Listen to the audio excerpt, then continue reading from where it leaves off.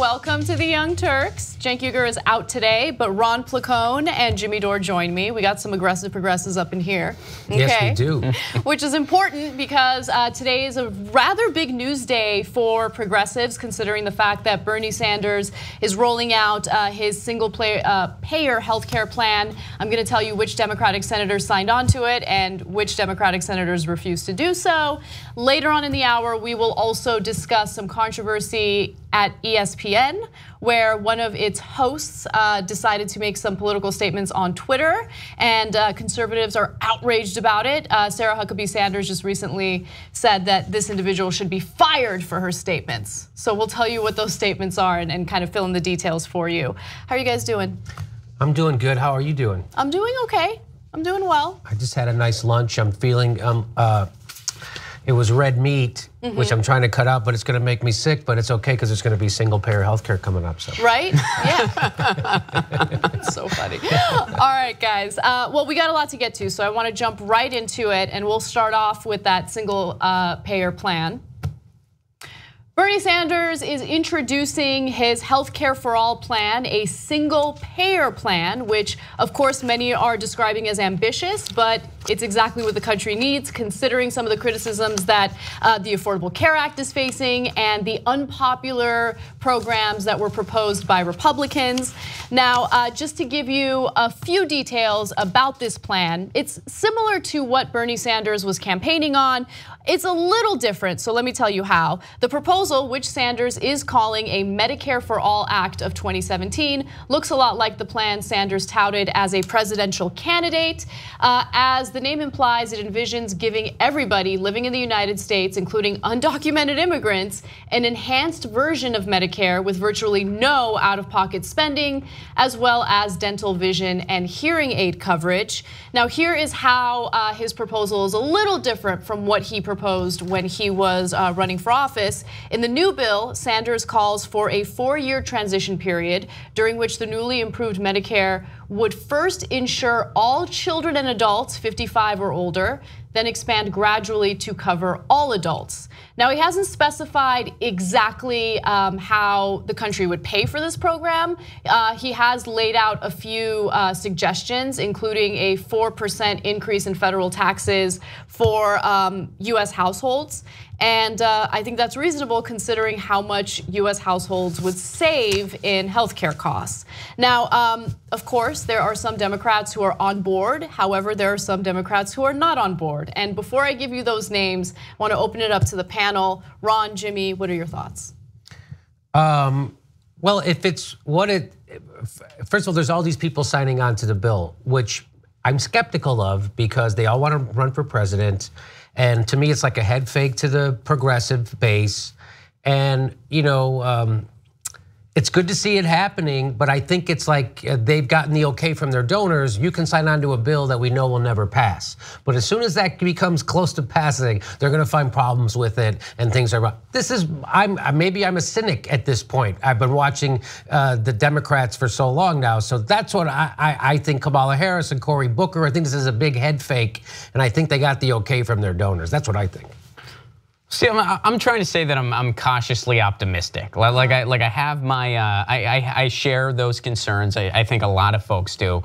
But the other side of it is the fact that even if this is a political football, the fact that they're playing it is saying that they're finally in touch with the fact that most of the country wants this now. About 60% of adults want single payer healthcare, and that's only gonna grow. That's only gonna keep up because people are finally seeing through the propaganda. And you see Bernie Sanders going into rural places, and you see these people cheering the idea of everybody having healthcare. That wasn't happening 10 years ago, but it's happening now. So. Right, and I think it's because enough Americans have gone bankrupt due to healthcare costs, and enough Americans are frustrated about the fact that they pay way more for pharmaceutical drugs than other countries. So yeah, I think a lot of Bernie Sanders' popularity had to do with the fact that he actually did touch on the economic issues, including healthcare, that Americans were frustrated with, while other candidates refused to do so.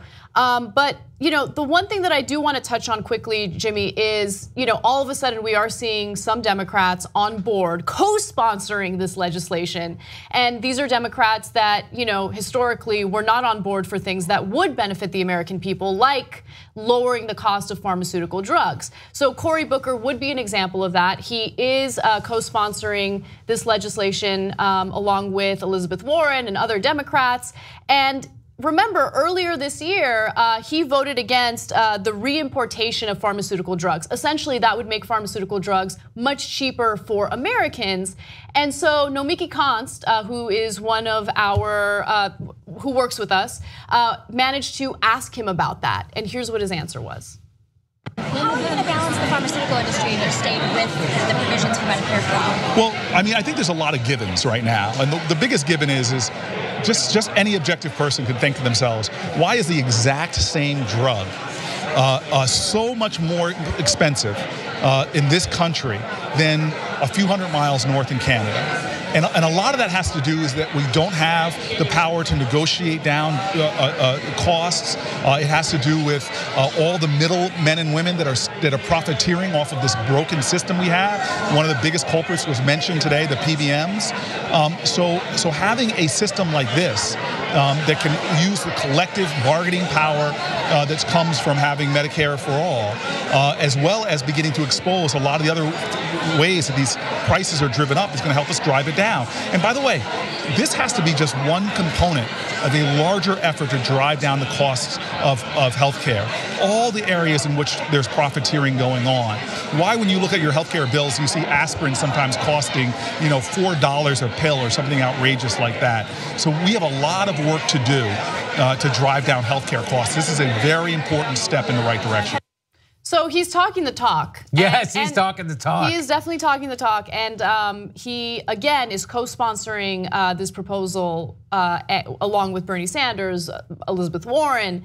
And look, I don't blame you for being skeptical and a cynic, because we have seen, some Democrats, a lot of Democrats, refuse to represent the best interests of the American people or even their base because of the way that they're being funded, right? And so pharmaceutical companies helped fund Cory Booker's campaigns for a while until he got the criticism for voting against the reimportation legislation, and then he decided to stop taking money from pharmaceutical companies. He took a pause. He took a pause. He didn't stop. To be fair, he didn't stop. He took a pause. But that's some action. Like, I don't want to be, I'm also skeptical, believe me, I'm also skeptical. But I also believe that we as voters and we as outspoken progressives have more power than we realize. And we've been criticizing establishment Democrats very aggressively since this last election. And I think that it could work if we continue to hold their feet to the fire, right? So if he starts changing the lingo, moving forward, if he sees, oh wow, this actually could work and my donors aren't gonna like that, well then we continue holding his feet to the fire. That's what I think our game plan should be. Go ahead. Yeah, I mean, I certainly see that, and of course we don't want to create a like damned if you do, damned if you don't scenario where it's like, oh, well, you're saying, well, we don't believe you. But I mean, Cory Booker in this particular case, yeah, you do have to proceed with caution. I mean, this is a guy after he casted that vote against the drug pricing bill, he took a lot of flack from it. This is not his first political football. His first one was when he came out for a better drug policy, where he wanted to get pot legalized. Like, hey guys, I'm cool with pot. Are we okay now? Are we cool progressives? Look at my pink scarf. You got to proceed with caution with him. That's all I'm saying. Well, the reason why I think I'm skeptical, bordering on cynical, is because I live in California, and the Democratic Party has a supermajority in California, and all the California Democrats run on single payer. Anthony Rendon says he's for single payer, and he's the Speaker of the House. And in California, turns out we ain't getting it. So that's why I'm skeptical. So even when the Democrats have a supermajority in a state like California, which is the bluest state I think in the nation, and they all say they're for single payer, they find a way to undermine it. Anthony Rendon's found a way to undermine it. So they're not, and Anthony Rendon, what I say is he says he's been for single payer since before Obamacare. And you've been for single payer since before Obamacare, and you still don't have a plan that you came up with, that you introduced, because you're the goddamn speaker. You're the leader of the Democrats, and you don't have a plan? You're saying the plan they presented to you is flawed? Where's your plan? You've been thinking about this for 10 years. You're the leader and you don't have a plan? I smell bullshit. Right. So the question becomes, now what?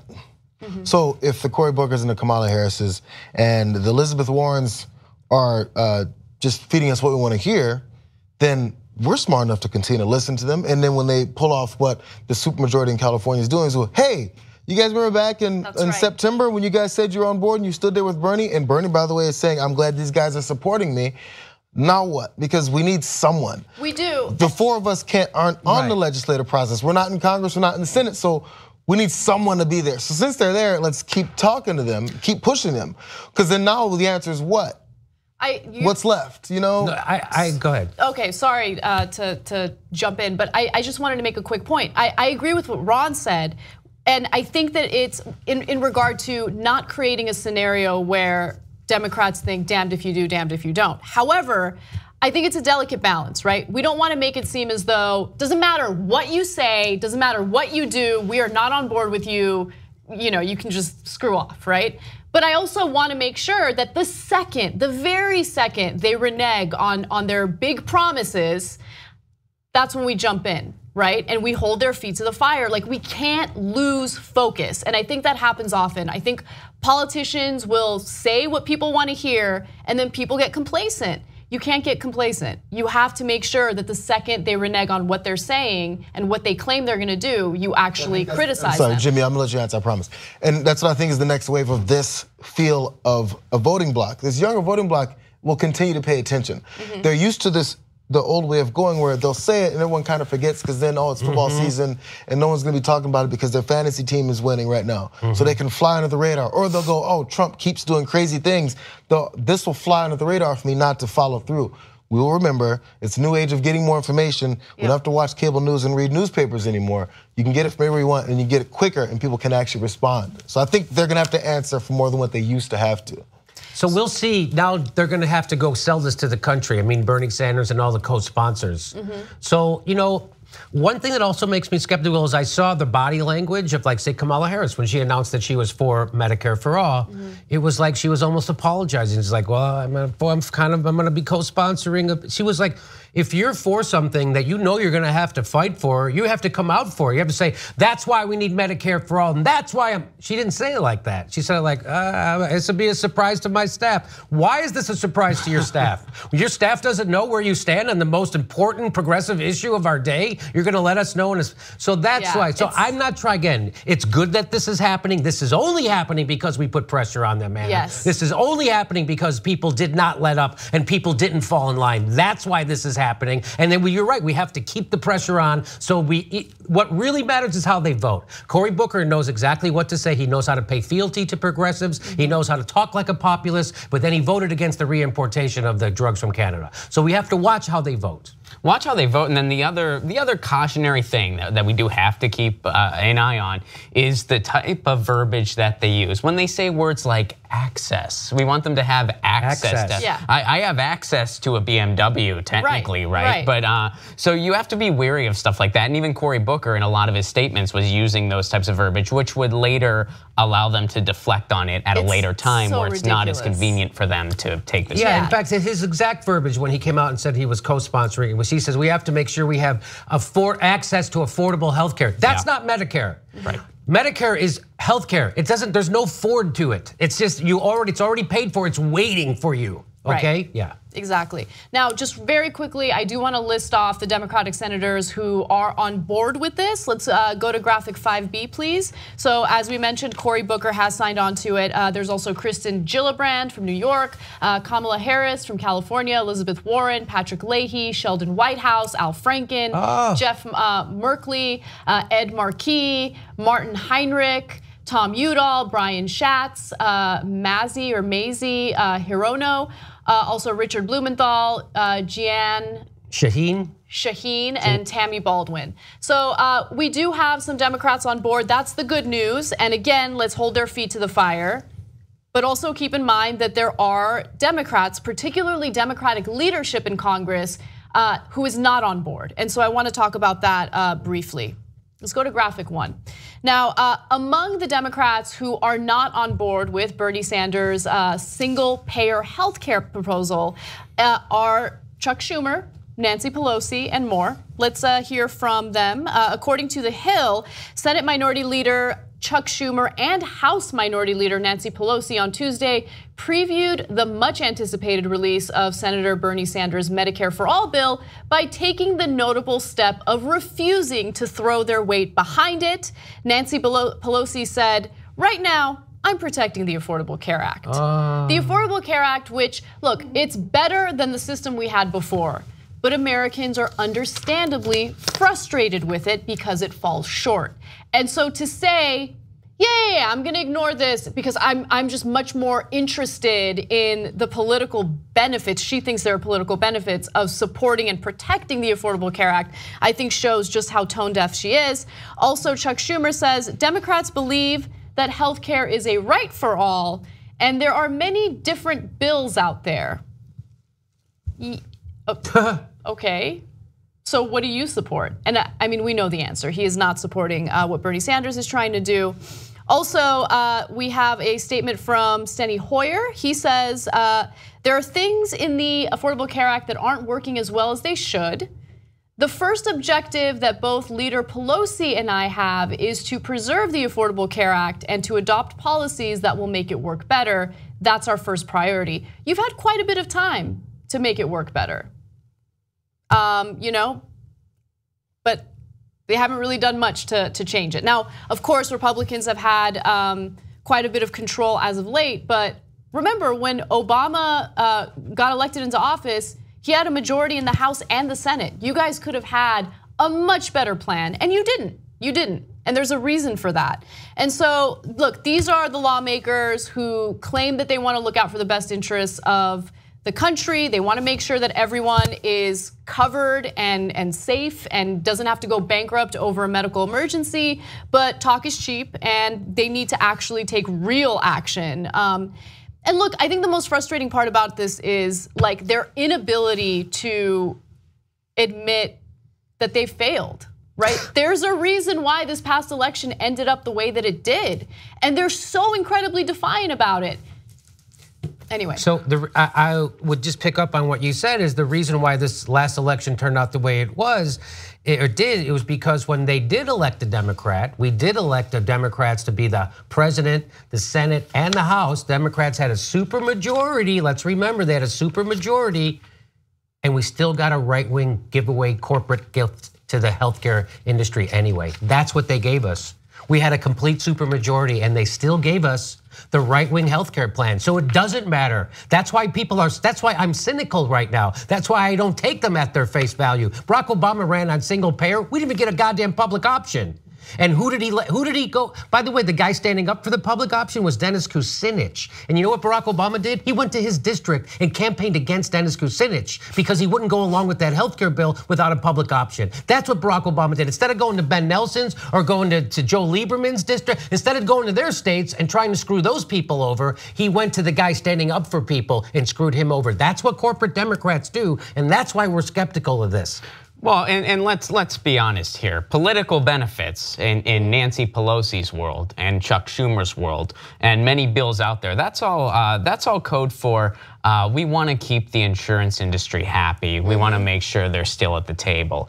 And for single payer to work, they can't be at the table. They got to go bye-bye, and that's not very donor friendly. It's just so, I mean, it just shows how out of touch they are. And while they enjoy the best healthcare insurance in the country that's paid by American taxpayers, right? Yes. While they don't have to worry about going bankrupt over a medical emergency, they have the audacity to fight to keep a system that isn't working in place. Now again, the Affordable Care Act has positive components to it, and we have supported those components, but it's also not a system that's currently working for a lot of Americans. And so it's just the frustration that I think a lot of Americans feel over the fact that they are completely disconnected from what most Americans are going through, and they're elected to represent us.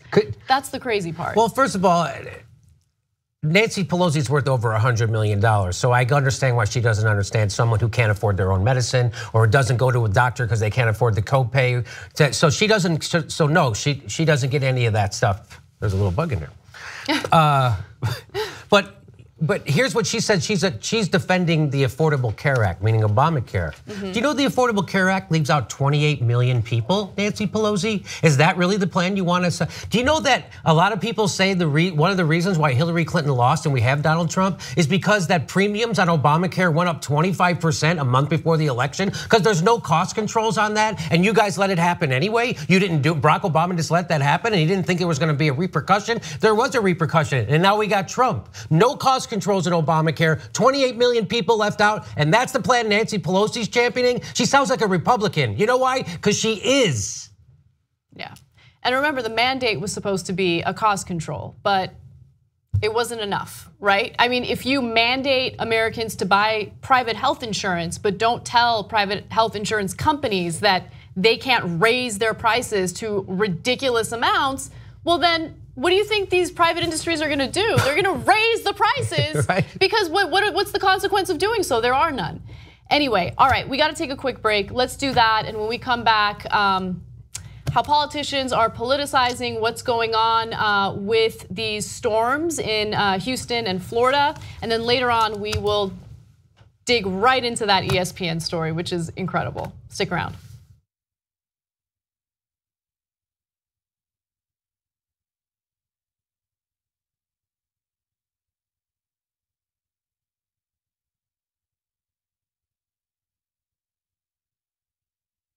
I got a bunch of things to go through.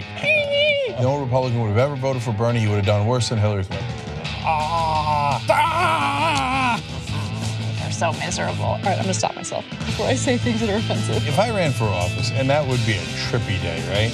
I'd break even more rules than Trump. If I had all the money in the world, I would enjoy that. We have a great show for you. Steve's answer is C. Dave's is A, and the correct answer is, of course, B. You guys are the worst.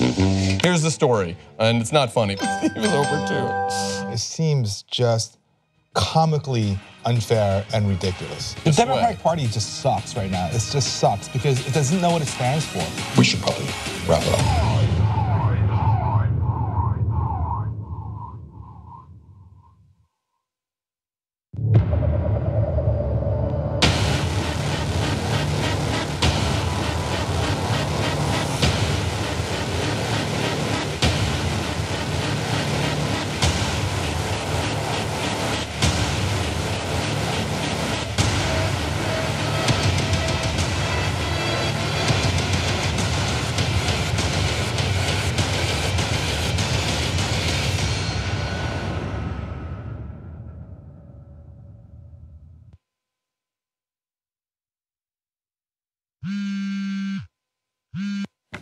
Hey Cenk, what's up? Aaron, I'm reading some of the comments on a YouTube video I did. What's a cuck? Go.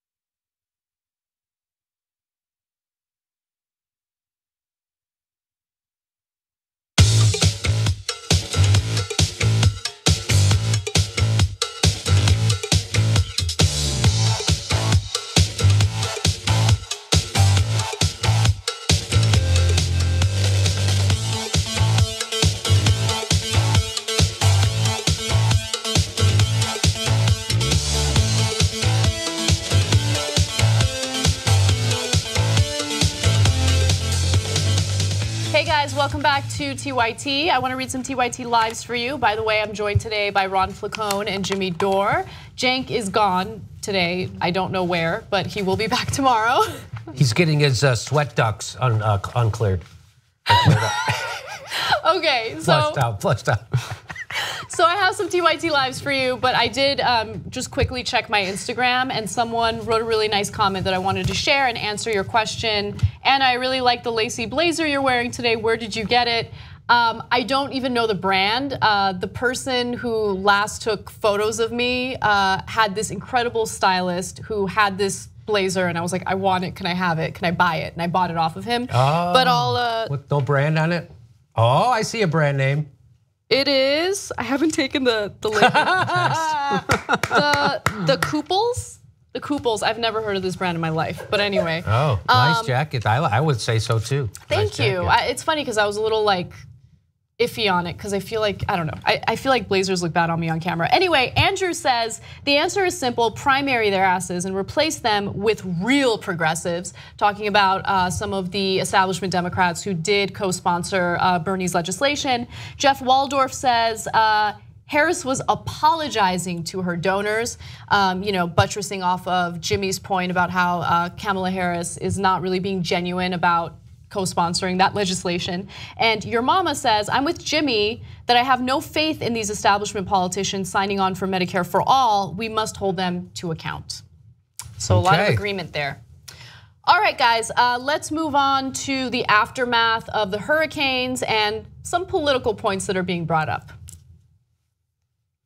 Oftentimes after a national tragedy hits, politicians are told that they shouldn't exploit that tragedy for political reasons, although it happens all the time. And the recent example is Donald Trump trying to push for his tax cuts by using Hurricane Harvey and Hurricane Irma as examples of why these tax cuts are necessary. Now keep in mind that there are a number of government agencies and programs who have spent a considerable amount of resources and time to help provide relief to victims of these storms, and that takes money. It takes taxpayer money, which is why it's a curious argument made by Trump that these tax cuts would actually help Americans when it comes to these types of tragedies.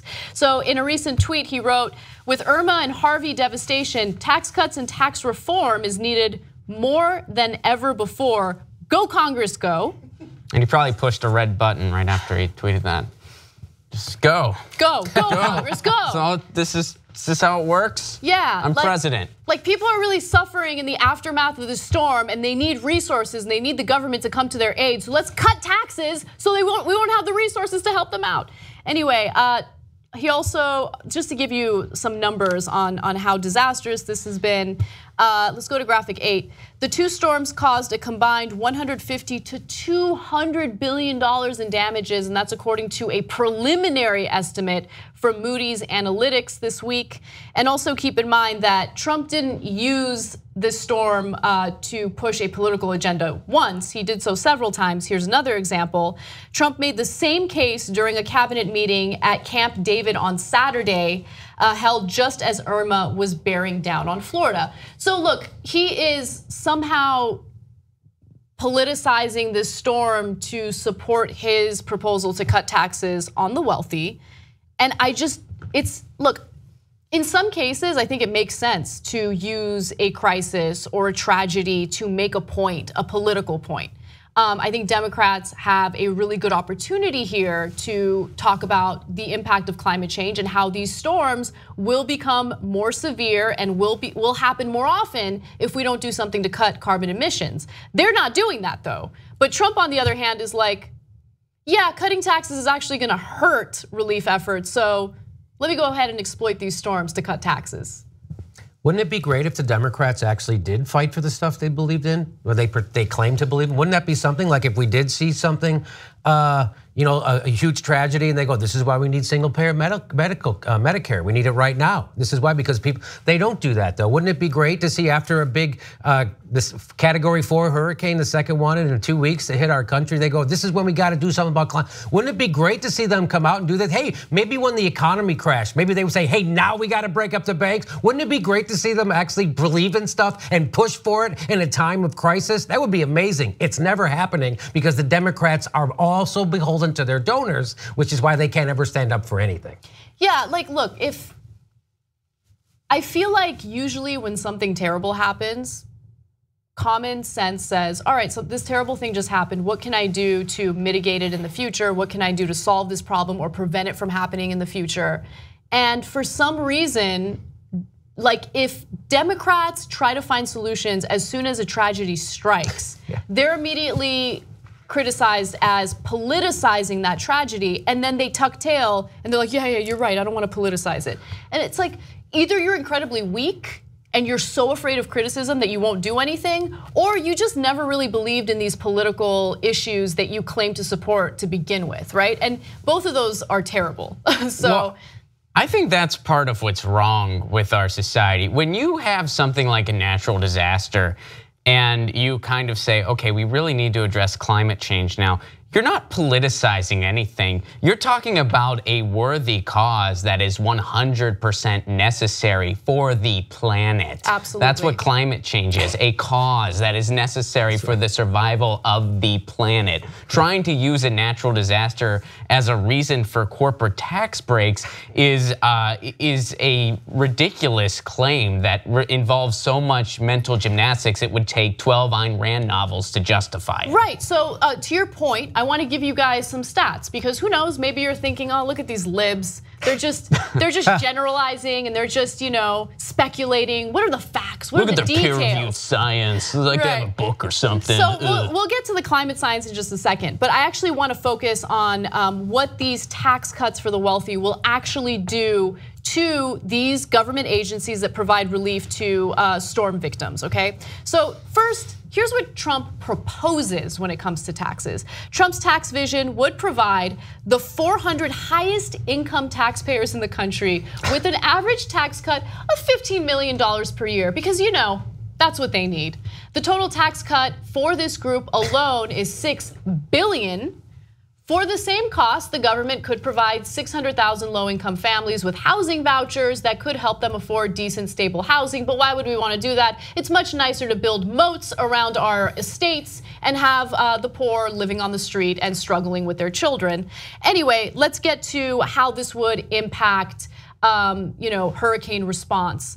Now, Trump's budget proposal would lead to some funding cuts, right? So $876 million in cuts for FEMA, the Federal Emergency Management Agency's disaster relief account, $200 million in cuts for the National Oceanic and Atmospheric Administration programs, $2.6 billion in cuts for the EPA, Environmental Protection Agency, and $1.3 billion in cuts for the Coast Guard, which has done quite a bit of important work for the victims of Hurricane Harvey and Hurricane Irma. And so, yeah, how are tax cuts gonna help these people? Please share that information with us. And you're right, the mental gymnastics. People do it. Somehow, miraculously, the people who benefit from these programs the most, the people who need these programs the most, will somehow drink that conservative Kool-Aid and think, oh yeah, you know what? I'm struggling to put food on the table, but I want those tax cuts for the wealthiest people in the country so then I can be completely screwed over when a terrible storm hits, which has been exacerbated by climate change, and there's no resources to help me and my family out. That makes all the sense in the world. Continue voting for Trump, please. Well, actually, I thought about it, and there actually is one way that this plan would make sense. If every single rich person in the world behaved like Harrison Ford, maybe these tax cuts would be okay, because then in that case, they would all use their tax breaks to buy helicopters and rescue a bunch of people devastated by the hurricane. But otherwise, it's bullshit. And look, Jordan French, who's a longtime viewer of the show, made a point to me recently about how there are a lot of churches and religious organizations that provide aid, and that's awesome. But I don't want to live in a society where I rely solely on religious organizations, especially considering some of those religious organizations that have been in the news lately and how comfortable they are discriminating against certain groups of people. So if you're a gay individual and you need help, is a church going to help you if they're against, the gay lifestyle? Like, I don't want to get into a situation where we are completely reliant on people volunteering to help. We need to ensure that we have a system in place to provide security and safety for people once tragedy strikes. This idea that people have in their head that, well, if government didn't do it, we just have charities do it. We had charities in this country since we started. There's a reason why we had to institute Medicare. Do you know why? Because when people would quit working, they would go into poverty and die without medicine because they couldn't afford their medicine. That's why we have Medicare. Before Medicare was instituted, there was 33% poverty rate among senior citizens. A decade later, it was 11%. You think churches could have done that? We had churches back then. We had synagogues, we had mosques, we had everything back then, but we still had 33% of senior citizens living in poverty. So this idea that people have that, well, why don't we just let the churches do it? Why don't we let private charity do it? They don't freaking do it. We have the richest country in the world the face of the earth has ever seen. We can take care of everybody a million times over, but as Jack Ma has said, the guy who runs the Amazon of Asia, it's not China that's screwing over our economy, it's us that screws over our economy because we don't know how to distribute our income. We have more wealth in America than we had 10 years ago, than we had 5 years ago, and people are poorer. Why? Because we have a failed system. What do you call a system that takes the richest country the face of the earth has ever seen and renders half of its people poor or low income? That's a failed system. So this idea that somehow the church is gonna fix that system is fucking bullshit that you've swallowed. Turn off your AM radio. So I just want to quickly clarify that Jordan didn't say, yeah, get rid of these government programs. He was just quickly making a point about how churches do step up and they do provide relief, and that was all he said. So I don't want to throw him under the bus. I'm saying like the bigger picture, right. not this the broader argument that's made by the broader right. argument that's made. That argument is made, and it is crazy. You know what? Also, Ron, didn't we talk this week about how much money that each church would have to raise to make up for these cuts? It was like $700,000. Can you believe that? That's how much each religious organization, that's every synagogue, every mosque, every Christian church would have to raise $700,000. You think that's happening? You got a guy, Joel Osteen, wouldn't even open up his goddamn church for 5 seconds for flood victims. You think every church and synagogue in the country is gonna raise $700,000 so it could go to the poor? That's not happening. That's why we have government. Government is us. Okay, I'll stop talking. All right, and then just very quickly to the point regarding Democrats refusing to take this opportunity to make important points about climate change. I'll give you a couple examples, okay? So Politico recently wrote about this, and they named specific Democrats who were like, we can't make this issue political. Senator Tom Carper, who is apparently very afraid of this, said the silence was part of the party's overall strategy, which Politico characterized as keeping the climate politics to a minimum after the hurricanes. Also keep in mind that EPA administrator, unsurprisingly, is pushing the ridiculous idea that somehow for anyone, including scientists, to talk about the cause and effect of these storms during Irma is very, very insensitive to the people of Florida. And apparently some Democrats have signed on to that. They appear to be heeding the warnings of climate science denier Pruitt. Politico quotes climate hawk Senator Sheldon Whitehouse, saying there's no urgency to make the climate hurricane link. We have a lot of time to make that point. Yeah, you've had a lot of time to make that point. Unbelievable. Okay, and look, he's a climate hawk.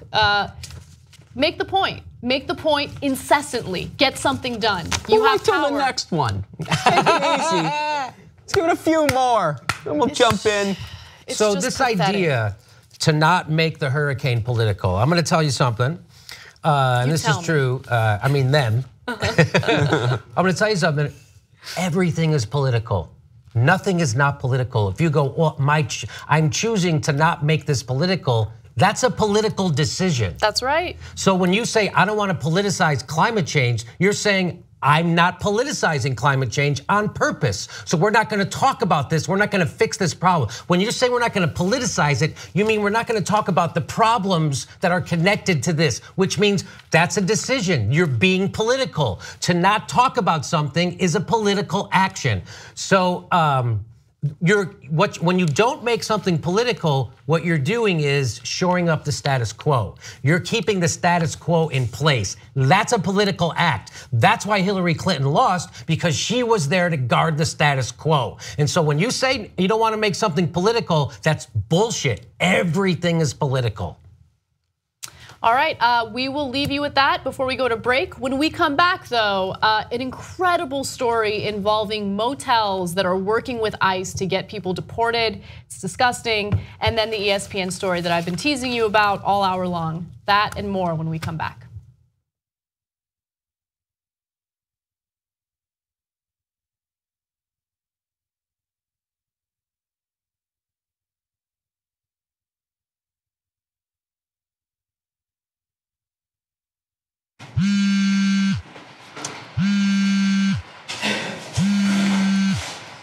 Hey, Jack.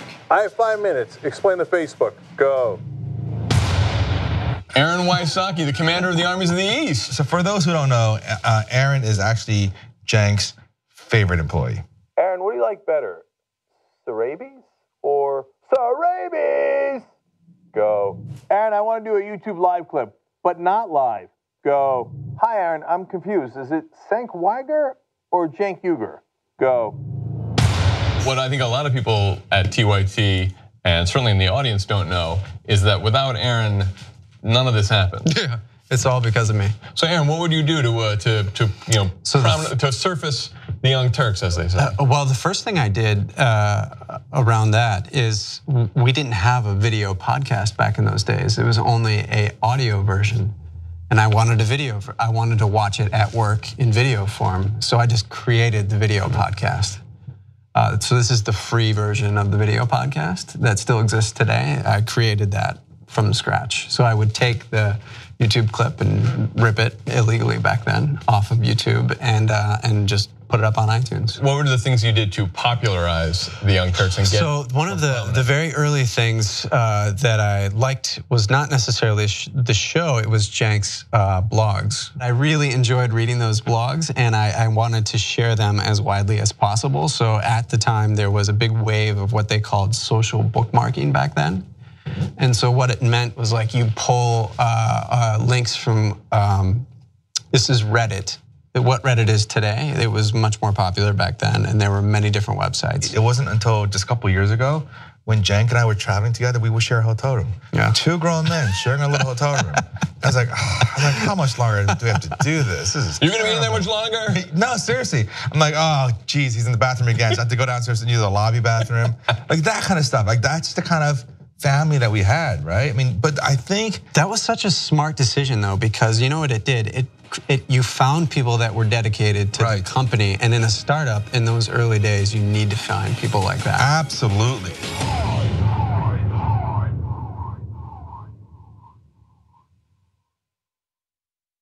One, two, three, four.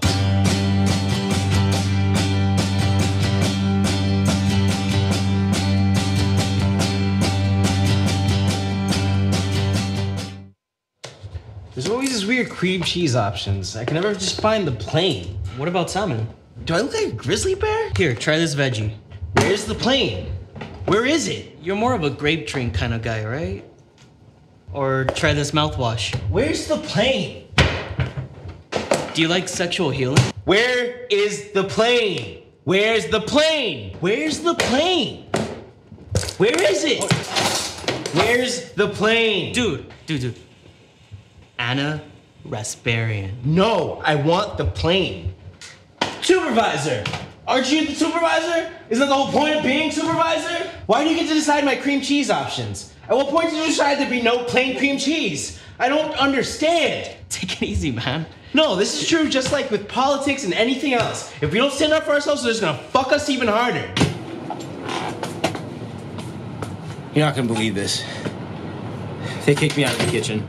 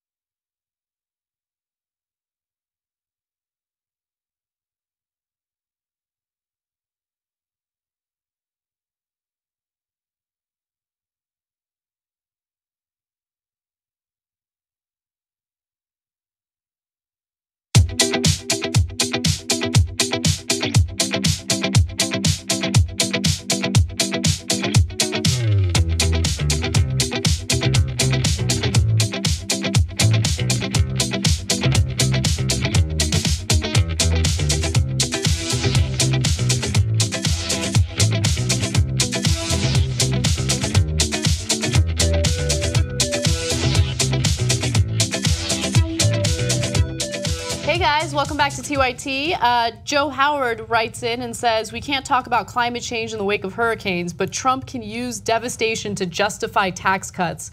Republican PC culture. Yeah, it's frustrating. And it doesn't even make sense. That's the thing. Let's focus on the real victims, rich people. Yep. Got it rough. One day they'll get a break, one of these days. So during, I'm doing a TYT interview today with Jonathan Larson, who is the news editor here at TYT. And they are gonna roll out a really great project that I think is going to highlight this issue that we talk about a lot, how tax cuts do not create jobs. In fact, the more you give tax cuts to these corporations, they actually consolidate their companies, they lay people off, they use more automation for some of the positions, and they're gonna focus on one corporation after the other to give you specific examples. And so don't miss that TYT interview. I am doing it tonight, and there's just a lot of great tidbits that will come out of that investigative series that we're gonna be doing. And it's because of you, the viewers, who have helped support us, and you've helped fund the investigative reporting team here at TYT. All right, let's move on to some more news. There are 2 Motel 6 locations in Phoenix, Arizona that are apparently sharing their guest lists with ICE officials in an effort to help them deport undocumented immigrants. That's happening. Now, the 2 Motel 6 locations in Phoenix are reportedly sending guest lists to ICE officials on a daily basis. By the way, without even notifying their patrons about the fact that they are sending these individuals' info to federal officials. Now, one of the workers there was very forthcoming about this, apparently, and said, we send a report every morning to ICE, all the names of everybody that comes in. Every morning at about 5 o'clock, we do the audit and we push a button and it sends it to ICE. Classy, very, very classy. So how did this come out? How did people find out about this? Do you know? I actually don't know how this was reported, but there was a local publication in Phoenix that did an investigation, and they found the info about what was going on. Yeah, there's a couple of immigration attorneys. One of their clients was one of the people that was caught up in one of these sweeps, and they must have gone to the. That's a good point, right? So that person, last name Maldonado, said. So he found out that his info was given because ICE officials had done what's called like a knock. What is it called? The knock and talk, where they just show up and they knock and without a warrant, and people will be like, okay, fine, I guess you can come in and ask me questions. They'll come in and ask questions, and Maldonado realized that this is way too much of a coincidence. Let me give you his exact statement. He says that the ICE was following a lead when they encountered one of Maldonado's clients, but the fact that they had his exact room number when he was only staying there one night was too much of a coincidence. Maldonado believes ICE compares the guest list with warrant lists to find individuals who are undocumented. And so because of what these 2 Motel 6 places are doing in Phoenix, there have been at least 20 arrests at these 2 locations between February and August of this year. And about a third of the cases indicated that ICE encountered a suspect during a knock and talk, where an officer show up without a warrant and ask permission to enter the room.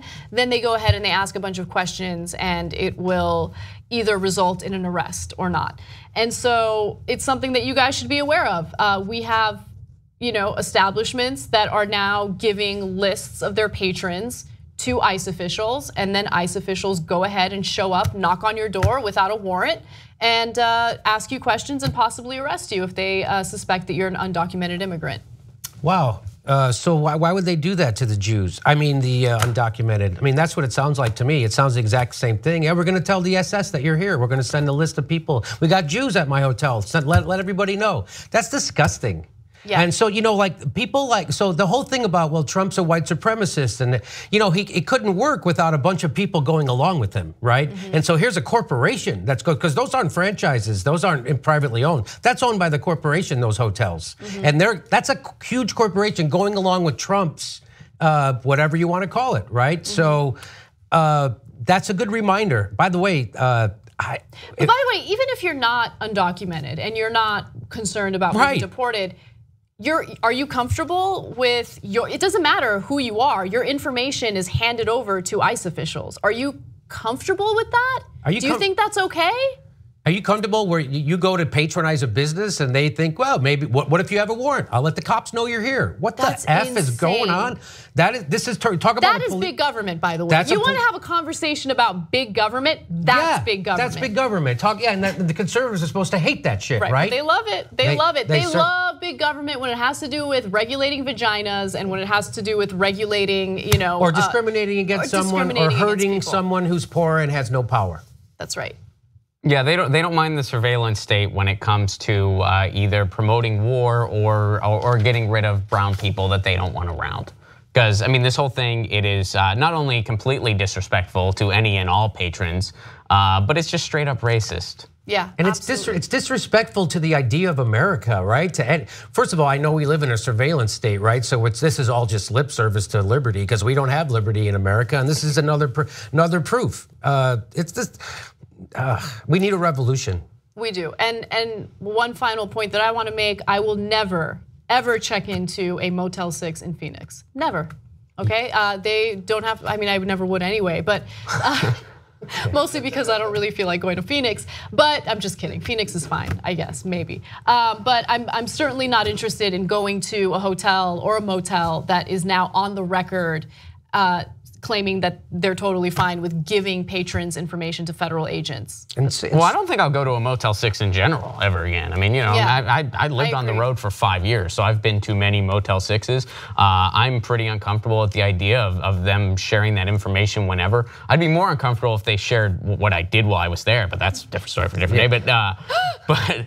But yeah, I mean, this is a very unethical practice from a huge franchise. It is, but they will leave the lights on for you. They will. They will lights on, so it's easy for the cops to catch you.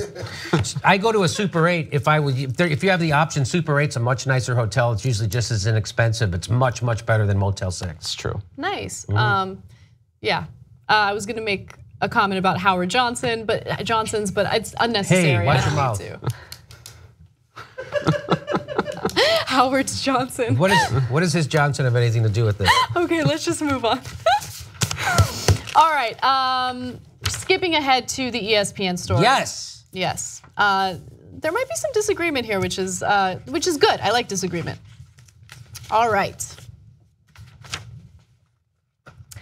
SportsCenter anchor Jameel Hill from ESPN is facing quite a bit of backlash from conservatives after she made her feelings about Trump very well known on Twitter. So Monday night, she got into a little bit of a Twitter tiff with an individual who apparently was supportive of Kid Rock. The conversation began with a conversation with a statement regarding Kid Rock and how frustrated he is that people think he's racist because he says racist things. And so Jameel Hill responded to this individual by saying the following: Donald Trump is a white supremacist who has largely surrounded himself with other white supremacists. She continued to tweet that Trump is the most ignorant, offensive president of my lifetime. His rise is a direct result of white supremacy, period. And another tweet said that Donald Trump is a bigot. Glad you could live with voting for him. I couldn't because I cared about more than just myself. Now, this led to a bunch of people who were very, very hurt, very offended that she would have the audacity to speak her mind and tell the truth about Donald Trump on Twitter. And so ESPN responded with this following statement. Let's take a look. The comments on Twitter from Jamil Hill regarding the president do not represent the position of ESPN. We have addressed this with Jamil, and she recognizes her actions were inappropriate. So as far as we know at the moment, that was the extent of the consequences that Jamil Hill faced. A little bit of a slap on the wrist, if you will, on Twitter. And that further infuriated conservatives because they felt that it was unfair treatment compared to other hosts on ESPN who were either suspended or fired because of their political statements. These were conservatives who made some political statements. And we'll get to that in just a second. But before we do so, what do you guys think about what she had to say on Twitter? Was that deeply offensive? And should she lose her job as a result? Deeply offensive. That's funny to say. She deeply offended the people who are committed to hate of other people with different skins. That's what that sounds like. So she sounded really intolerant of intolerance. Yes, that's it was very intolerant. So Donald Trump has made no secret of his affection for white supremacists, neo-Nazis, alt whatever. So he's made it no secret. He has made it no secret. In fact, we have some evidence of that, okay? Here is a video montage of Trump's reactions after the hate rally in Charlottesville, where a 31-year-old woman by the name of Heather Heyer was run over by a white supremacist. Take a look. This egregious display of hatred, bigotry, and violence on many sides. On many sides. Define alt-right to me. You define it. Go ahead. Well, I'm saying, define it for me. Come on, let's go. Define Senator McCain defined them as the same group. Okay, what about the alt-left that came charging at it? Excuse me. What about the alt-left that came charging at the, as you say, the alt-right? And nobody wants to say that, but I'll say it right now. You had a group on the other side that came charging in without a permit. Well, I do think there's blame. Yes, I think there's blame on both sides. You had people in that group that were there to protest the taking down of, to them, a very, very important statue. And I have no doubt about it, and you don't have any doubt about it either. Excuse me, are we going to take down statues to George Washington? How about Thomas Jefferson? What do you think of Thomas Jefferson? Because he was a major slave owner. Now we're going to take down his statue. You're changing history, you're changing culture. Okay, now couple that with the statements he made about Mexicans being rapists and criminals. And the Mexican judge couldn't be a good judge because he was Mexican. Judge could be, Muslims who were cheering. The Muslim ban. I mean, it just on and on and on. I mean, referring to Muslim, generalizing about Muslims being terrorists, you know, wanting to build a wall. Early on in his campaign, refusing to condemn David Duke, who was a KKK leader who supported him. I mean, it goes on and on and on. So what part of Hill's statement was offensive? Was it the truth? Yes. Did the truth hurt your feelings? Yes, it Because does. here's the reality, he is a white supremacist. If that offends you, then maybe you should reconsider your support of Donald Trump, right? Well, and we can go way beyond when he was like on the campaign trail. I mean, we can go back to when the discriminatory housing practices. Right. We can go back to when he called for the heads of 5 black guys that did not commit the murder, that were innocent. And he never apologized. Never apologized for it, still stands by what he did. Yeah. He called for their execution. What about what about him chasing the president around, asking for his birth certificate? Yeah. I mean, it goes on and on. So if you are offended by Jamil Hill calling him a white supremacist, you need to really reevaluate who you're supporting. Because the reality is you are supporting a white supremacist. If the truth hurts, then you can continue trying to live under a rock, but this is the reality of the situation. Now, let me give you, you know, what some believe is a double standard. There's this criticism that ESPN is a liberal outlet. They're such lefties that they will punish conservative individuals who work for the channel, but they won't you know, really punish people like Jamil Hill. So let's hear from one person. Sean Davis says, Curt Schilling, great athlete. Linda Cohn, successful broadcaster. Jamil Hill, bad at her job, but hates Trump. Guess who's still on air? Another person says that Curt Schilling, didn't Curt Schilling get run out of town for a meme? Yes, he did get run out of town for a meme. So let's first of all take a quick look at that meme. This was a baseball analyst on CNN, on ESPN, who ended up getting suspended. And this is the meme that he shared on Facebook, showing his version of a transgender individual and chiming in with commentary about allowing transgender individuals to use the bathroom that they identify with. So that image, that's not the truth. Okay, that image is making a generalization about an entire population of people, but that wasn't his first offense. Curt Schilling got in trouble quite a few times with ESPN. Let's give you graphic 33. For instance, in 2015, Schilling was suspended from the network for posting a meme to Twitter comparing Muslim extremists to Nazis. Schilling later apologized for the tweet and called it a bad decision and 100% my fault. 6 months later, Schilling said during an interview that then presidential candidate Hillary Clinton should be, quote, buried under a jail somewhere in reference to her email scandal. Just 1 month later, Schilling was fired when he shared, sorry, he was fired, not suspended, just to correct myself. When he shared a Facebook post in response to the North Carolina law that bars transgender people from using bathrooms that do not correspond to their gender of birth. He was warned repeatedly by ESPN that he could not continue with these political statements, especially considering the fact that they were defamatory, that they were actually offensive and not grounded in truth. And he did not listen, and so yeah, he got fired. So comparing Jameel Hill to Schilling is ridiculous to say the least. You can't equate the two, but they will. They'll continue to equate the two. And you know what, conservatives, you don't like ESPN, you think it's a liberal station, then don't watch ESPN. Move on with your life. Well, and this goes into something, I mean, the media can't be passive. I mean, the year is 2017 in the contemporary United States. We are actually fighting Nazis, and no, this is not an Indiana Jones movie, this is real life. We can't be passive with terms anymore. Trump didn't say something controversial, Trump said something racist. In other countries, when they have fringe politicians that subscribe to hate ideology, they identify it as such. They will say anti-Semitic candidate X or whatever the descriptor is. In the United States, we don't do that because we have a for-profit corporate media that thrives on access. But maybe it's time we start. It's too bad that it's someone in the sports arena that's actually doing it, but I have no problem with it. That's the thing. You should be proud of who you're supporting as far as if you're supporting this guy or your president. So when the Trayvon Martin thing went down, and President Obama came out openly, explicitly said, Trayvon could have been my son. He supported the people that were outraged about this murder. So if someone then came to me and then said, hey, you know your president supports the people that are outraged about Trayvon Martin, I'd say, yes, I agree, he does. So when your president steps out and supports white supremacy and neo-Nazis, be proud of that. Yes. That's who he openly and explicitly supported who you wanted him to support. Why are you so embarrassed? Agree with him. What are you embarrassed about your position for? I'm not embarrassed that President Obama supported the people that were mad about what happened with Trayvon Martin. I'm not embarrassed about that at all. So if you say, I can't believe it, or if someone from ESPN decides to tweet and say, hey, you know what? President Obama, I can't believe he supported Trayvon Martin. I was like, it's crazy you can't believe it. I agree he did. It's just the truth. So don't get mad when she says what it is your president does. That's all it was. And she's disgusted by it. Okay, maybe if you're disgusted that Obama supported Trayvon Martin, then okay.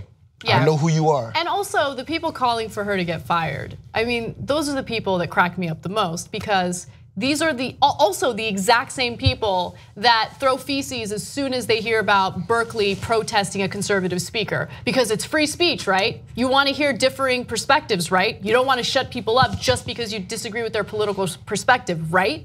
Right? No. It's all disingenuous bullshit, and you see it over and over again. That's funny. And so, look, I never even thought about that. Again, what Jameel Hill said was the truth. And there's evidence to back it up, okay? She didn't say something incredibly offensive and not grounded in truth about a specific community of people. She's not being defamatory. She's not doing anything that's objectionable to anyone that has any common sense. And so if it offends you, again, if the truth offends you, you have to ask yourself why. Okay, are you in complete denial over who Trump really is? And if you are, then educate yourself because that's what the reality is. He ran on a campaign that focused primarily on dividing people, on pitting the least powerful people in this country against one another over racism and bigotry and hate. And he did it over and over again. And guess what? The more he did it, the more his supporters loved him. And finally, I want to leave you with Sarah Huckabee Sanders. She was asked about this whole controversy. Here's what she had to say. Donald Trump is a white supremacist who has largely surrounded himself with other white supremacists. His rise is a direct result of white supremacy, period. He's unqualified and fit to be president. Why do you think, do you have a reaction to that? Is the president aware of that comment? And I'm not sure if he's aware, but I think that's one of the more outrageous comments that anyone could make, and certainly something that I think is a fireable offense by ESPN. Yeah, outrageous comment. Outrageous. Hold on one second while I give you more justifications and excuses for his Muslim ban. Anyway, all right, we got to take a break. Thank you to Ron Placone and also Jimmy Dore for joining me. Can I tell people? Yes. Ron and I will be September 18th in Burbank, California at Flappers Comedy Club doing a live Jimmy Dore show. And when are we in San Diego? We're in San Diego, September 25th at the Comedy Palace, 8 p.m. We'll see you there. Awesome, guys. Thank you so much. Stick around. Brett Ehrlich will join me for hour 2.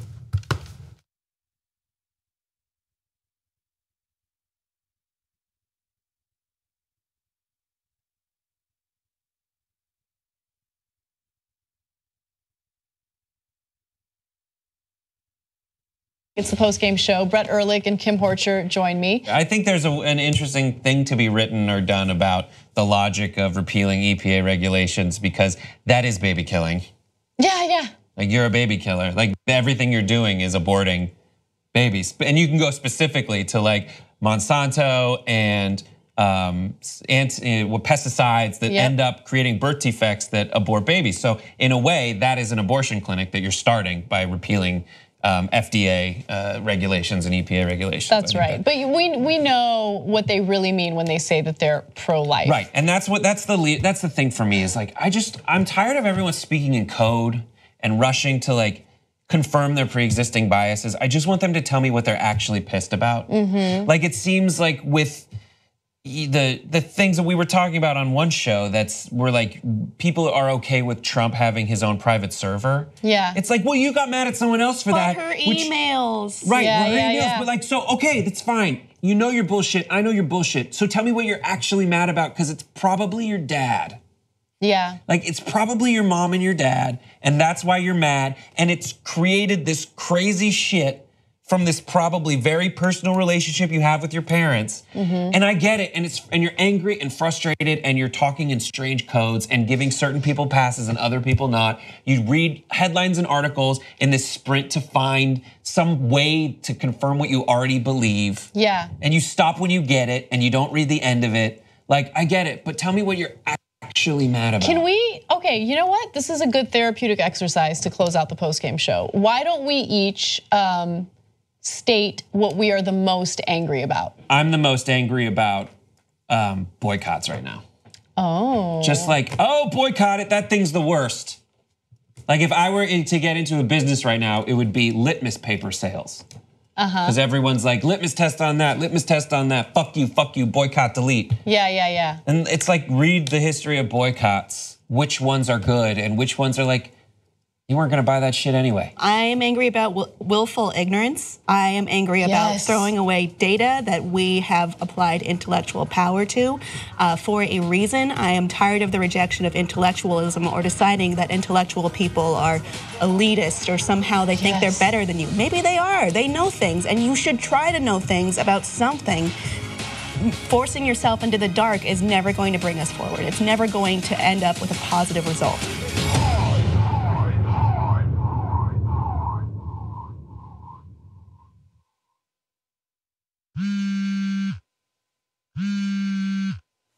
Hey, Jen, what's up? Aaron, I forgot my email password. What is it? PASSWORD.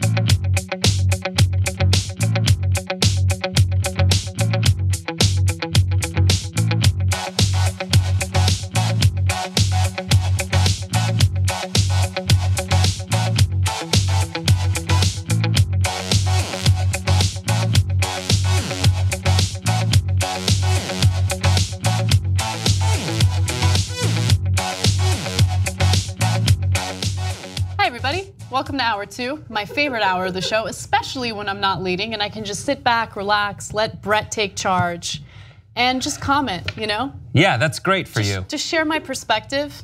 Yeah. You know, be the people's voice. Good for you. You're so in the moment right now. I am. I'm feeling really nice. Good God. Good. I don't. Before we started, I did this thing where I shook my head to like get myself all excited. Now I'm a little dizzy. So if I pass out, just know that it's not a joke, and help me. Okay. If that happens. I love doing the show with Brett. Oh, that's great. He loves it back. And if he were here right now. All right, real quick, let me do some TYT lives because there are some interesting tweets sent to us. Actually, first of all, Super Chat is YouTube comments. I don't know really how they differ from like the chat room next to the live stream, which is one of the worst places on the planet. Right. But somehow this comment came from a different place and we like it.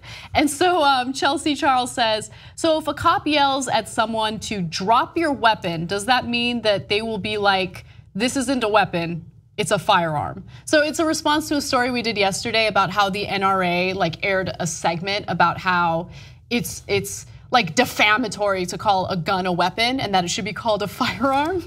You don't want to hurt the firearm's feelings by calling it a weapon. Only the firearms can call each other weapons. You can't call them weapons because that's defamatory. They've reclaimed the word. These are a series of jokes I came up with for that. That was good, that was very on the spot. Thank you. Okay, and then Ben Peck says, I work in local TV sports, constantly encouraged to show some personality, not be a robot, but stick to sports though.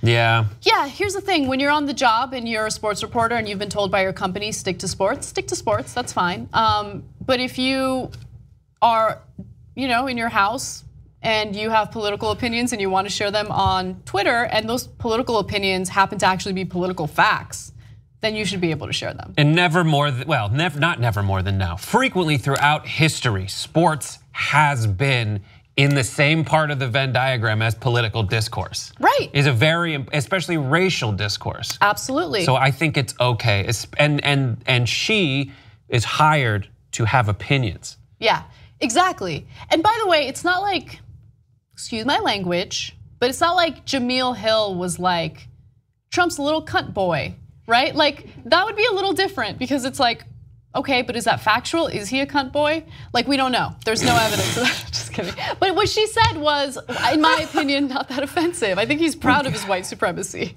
Yeah, well, yeah, he's definitely not proud, and he might be today. We're actually going to start off with a story kind of about that.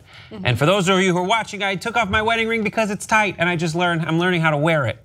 I'll put it back on now. Oh, you're married now. Yeah, we'll talk about real. that in the postgame. That's the postgame today. Good call. All right.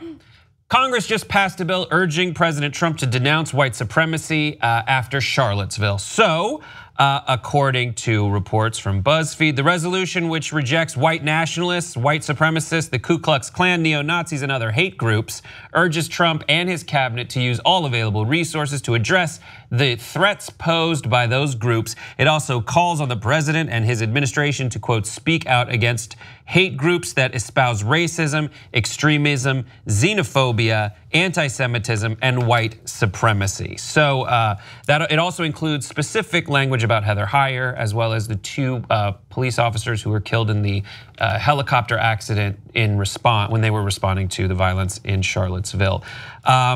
Tuesday, Mark Warner, upon passing it, tweeted out, among others, tweeting about it. He said, tonight the House passed my resolution condemning hate groups and the Charlottesville attack. POTUS should send a clear message and sign it ASAP. Sarah Huckabee Sanders on Wednesday, which is today, did say that the president looks forward to signing it and absolutely will. However, this is the same president who said that there were, the exact quote is hatred, bigotry, and violence on many sides. On many sides, that's what he said, yes. I'm glad that he's gonna sign it. And it was a curious strategy by Congress to do this. I mean, on one hand, it's basically Congress saying, we do not support any of the, white supremacist stuff that's popping up all over the place right now. We condemn it, we do not condone it. But I wonder if they were thinking maybe there's a possibility that Trump won't sign it and it'll kind of throw him in the middle of this terrible controversy again, and maybe he'll lose a little more political capital. Although I feel like the more terrible racist stuff that goes on in the country, the more his core base, not all of his supporters, but his core base seems to continue making excuses for him, and they back him even more. Right. It's remarkable for Congress as a whole to outflank anyone on what seems, on at least its face, to be a morally good thing to do. Yeah. Because Congress, as the president always said, Congress people, they have a lower approval rating than me. For them to just say, and then there's another part of it that's them just saying, okay, here's how to president. When things like this happen, say what you will negatively about Congress people, but this is the kind of thing they at least know how to do to, during a tough time, kind of signal to everyone, we want us all to come together over this. Do you guys remember what controversies were like during the Obama administration? No. Do you remember when he wore a tan suit once and everyone made a big deal about that? Can we go back to those days? Put Dijon mustard on a hot dog, that scandal. Dude, I get it, blows my mind. Those were scandals back in the day. It was Lock him up. Lock him up. By the way, Dijon mustard's delicious. Absolutely. And should be placed on a hot dog. Just call it deli mustard. Yeah. It's a secret. It was because then it sounds too foreign for Dijon. The Between Two Ferns thing that Obama did. I watched, it was random. I went through old archives. Fox News, at one point they said how unpresidential of him to do a comedy skit to try and push out air. I was like, this is unpresidential? Yeah. To try and have some kind of fit. Anyway, he was trying to get people to sign up for health care. He was trying to tell them how to do it. He's tricking them. It's tricky for Ziki. I'm gonna Jimmy Dore this real fast. So is this officially a bill? Is this a law? Do they have to do something? There was the long list of things they're supposed to do with this thing that Trump is supposed to sign about white supremacy and then monitor this and do that, right? I don't know if we can go through those things again. I don't know if that's still readily available. I just want to see a few of them. They reject white nationalists, white supremacists, the Ku Klux Klan, etc., and it urges Trump and his cabinet, so it urges an official urge to the Trump cabinet to use all available resources and to address the threats posed by those groups. What does all that mean? Yeah, what does it mean exactly? So are they going to finally empower the Department of Homeland Security to have a team that specifically focuses on right-wing non-Muslim extremism in the country? By the way, that's not to say don't focus on Muslim extremism. We are focusing on that, we should, but there's also right-wing extremism in the country, which has been evidenced by various events that have transpired over the last year. Can we finally have a government organization allocating resources to investigating that? Well, that would be nice. Set up by Congress. This urges ostensibly things within the cabinet. So it is it's saying, okay, cool. Why don't you need to do this? We urge you. So it's an official urge. It's an official urge. And you don't want to know what it feels like to have Congress urge you. And then it continues an official calling on the president to speak out.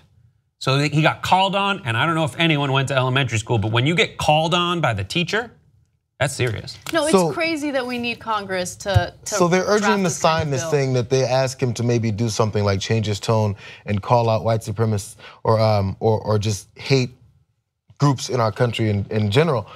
So this is nothing. It's a whole bunch of nothing. So it's a policy to cover for his ass. So our president signed this thing, so he now officially denounces white supremacists because they couldn't get him to do it on his own. So it's them saying, okay, so in the history of things, 10 years down the road, we can say, oh, you remember President Trump signed this decree that he's supposed to not like white supremacists anymore after he said how much he loves them. This all it is a little bit of cover so they can say he did something right. When honestly, how's he gonna turn it down? And what's he really gonna do? Nothing. Well, he's going to sign the bill on many sides. The front, and then he's going to turn it over and sign it on the other of the many sides of admonishment. And then you got to do the important final part of this whole thing that he does. What is that? When he shows his signature. Oh, he goes, well, I don't want people to know how I signed myself. I'm about to get that iPhone 10 and I don't want it to be giving away my face or my signature, but it's so Donald Trump. Road name good. My name, Donnie. Okay, by the way, just to answer my own question that I posed about the Department of Homeland Security, the legislation does urge Jeff Sessions and the Department of Homeland Security to allocate resources to investigate right-wing extremism in the US. So it urges them. But it's non-binding, so just keep that in mind too. That's free for Jeff Sessions, because he knows where they are. You know? Forces them to, every time he walks by, and then nudge him with the elbow. Hey, remember? That's what it does. All right. Perfectly round head. Okay, let's move on. In the world? A woman allegedly shot a homeless man after he asked her to move her Porsche. That's the story we're doing next. 26-year-old Katie Quackenbush, as reported by BuzzFeed News. Katie Quackenbush, who describes herself as a honky-tonk rock and roll singer from Texas, outlaw country, was in her car with a female passenger when she got into a confrontation with Gerald Melton near Music Row in Nashville on October 26th. So according to the report, Melton, a 54-year-old homeless man, quote, was trying to sleep on the sidewalk at 3 a.m. when he became disturbed by exhaust fumes and loud music coming from a Porsche SUV, police said in a press release. So after that, it seems like it's a disputed case over what happened, but the police say that after the argument, she shot him and then left the scene. Her father, who is also her lawyer, disagrees. According to her father, quote, she warned him to stay away and told him she had a gun. She then fired a warning shot, but he kept coming, so he fired another, quote, warning shot, he said. He said that his daughter and her friend, quote, had no clue that she had hit Melton, which is why they drove away and went to eat breakfast later. So the full story also includes statements from the father that say that that Melton was actually an aggressive person, as noted by multiple businesses around the area, but he had not actually been charged with anything, nor had any official complaints been filed, according to the report. And however, for Quackenbush, the daughter, that is not the case. She has 2 misdemeanor assault charges against her in the past. One, quote, in December, she was charged with misdemeanor assault causing bodily injury in Texas for allegedly striking a woman in the head with a drinking glass, which her father downplayed as actually she saw the new girlfriend of her ex-husband and they got in an argument and she resorted to violence. Is her father like her official press person? He's her lawyer, oh, okay. Mr. Quackenbush, but she's pretty outlaw country. Okay, well, this is unfortunate. And look, we don't know exactly how it went down. And you do have businesses in the area saying that this homeless person is somewhat aggressive.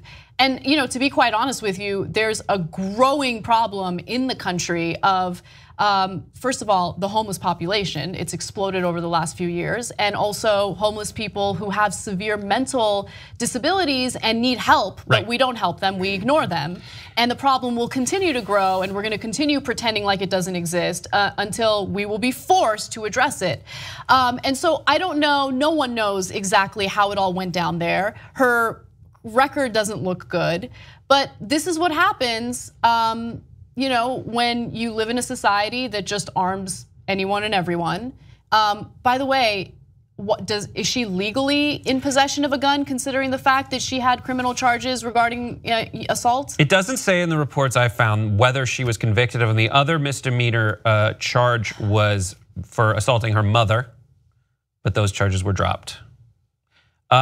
So she could have legally possessed the firearm, but according to the police report, the man did not impede her ability to leave the area. Exactly. It's a he said, she said in terms of what went down in the altercation. They said there was at first a non-physical interaction where he aggressively, according to her side, said racially charged epithets at her and was aggressive and was coming toward her, and she said go away. But the whole warning shot and not knowing what happened, I don't know. But you know, that's all speculation. But this is a good opportunity to bring up issues like how difficult it is when you have people who, by whatever circumstance, rendered them homeless, and a lot of them are in need of mental counseling. And in the court, it's difficult because there's a lot of times not enough resources or legal authority for the prosecution and the legal system to actually mandate that these people who need mental counseling go get mental counseling. Yeah, if you're an adult and you might have a mental health condition,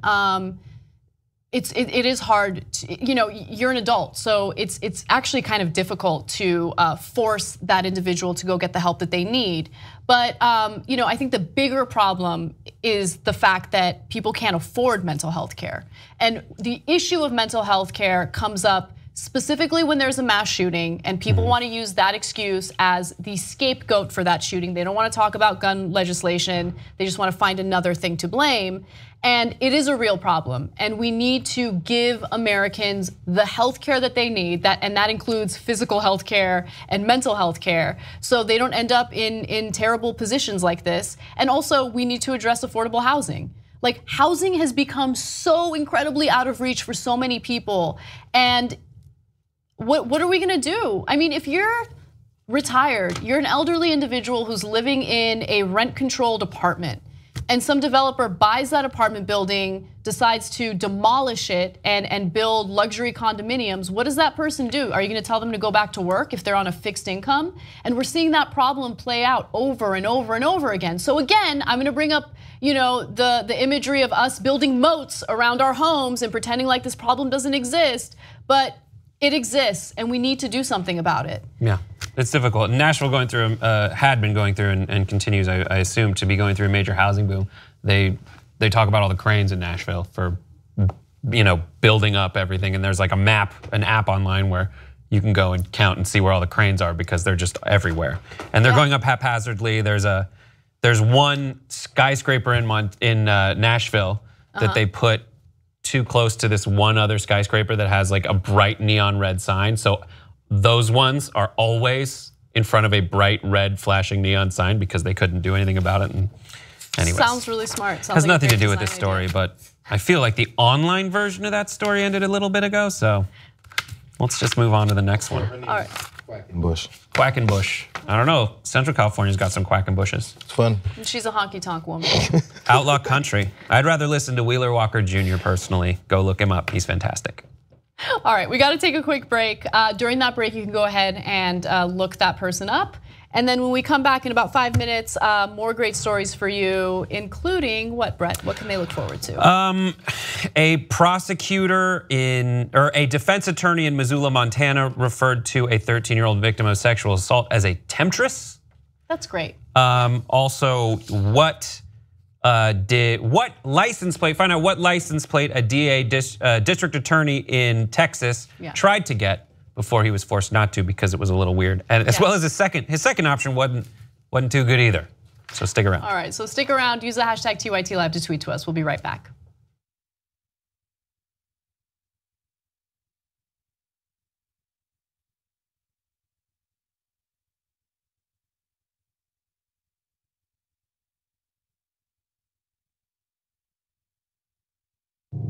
Do you trust the establishment media?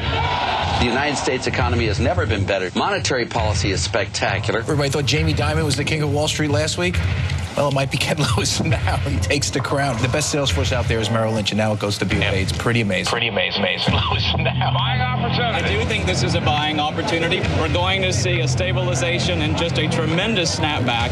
The rally will be jaw-dropping. The Occupy Wall Street movement is not a spontaneous protest against economic inequality. This is what we mean by the establishment press. It is a well-thought-out campaign to bring down the infrastructure of this country. The embarrassment is that I'm given credibility in this world because of the disappointment that the public has in what the news media does.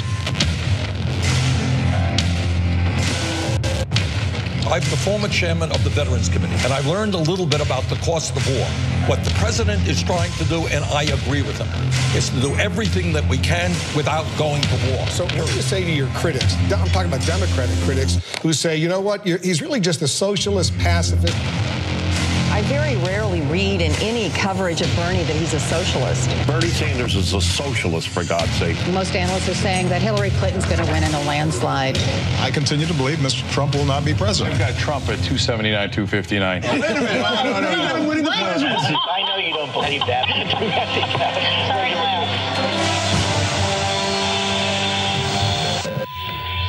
We're not going to be polite anymore. You know what we're going to do? We're going to fight back. Fight for a free and independent media. We're done with politeness. We fight back. We are going to put together the best investigative reporting team in the country. You like Jordan Chariton in the field, challenging Democrats? He's the one that took down Donald Brazil. Thank God for that. You know, give me 10 Jordan Charitons. Look at the damage I could do. TYT will give you the four horsemen. And we will let them gallop. Help unleash real journalism in the country. We don't need anybody else anymore but you guys. TYTnetwork.com/go. This is going to be amazing.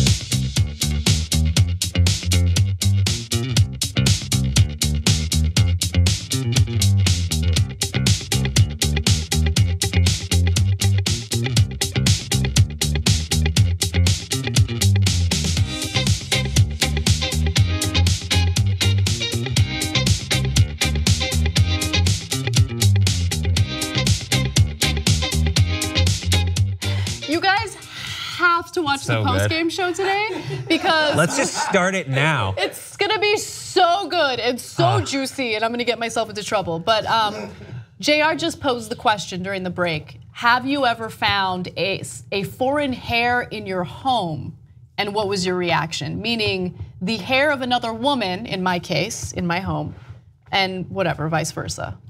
Yeah, we gotta talk about a post-game. It's just did you get it?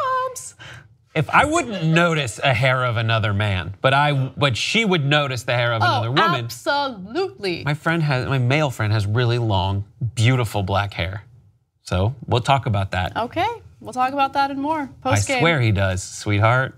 TYTnetwork.com/join if you want to become a member. Gabby Marita says, how ridiculously fucking entitled must you be to have the audacity to shoot someone, then go eat breakfast like everything's fine? That's what JR was saying. Yes. We were just talking about that. What did you say? So if you get into a fight with someone, if you get in a shoving match, you may be a little bit jarred afterwards and go, oh man, wasn't that crazy? This bastard tried to shove me. But you go shoot someone, the calmness you have to be like, okay, Pops, let's go have the eggs, maybe some bacon on the side. Didn't just shoot someone. Wouldn't you be like a little startled? I'm gonna go home and sit down for a second and make sure nobody calls the cops on me. I'll say stuff She was hangry. That was our executive producer's joke, Irina and Nikita. That was hilarious. So good. But I'll say stuff on this show that I regret pretty much every time. And then I'll not have an appetite for a couple hours. I'll just be like, oh God, I feel really terrible about that. Same. Ugh, what else do we got? Any other business you want to do? Yes, Worldcraft says, bullshit, she knows she shot him. You know if you shot someone, she didn't give a shit. Yeah, I 100% agree. I don't know why, but I was needlessly overly fair in that story. But yeah, she sounds like a terrible person. I think that she knew, and I don't think that she felt like she was in imminent harm's way or he was an imminent threat. You have the Porsche SUV. Get in your Porsche SUV and leave. That's what you would do.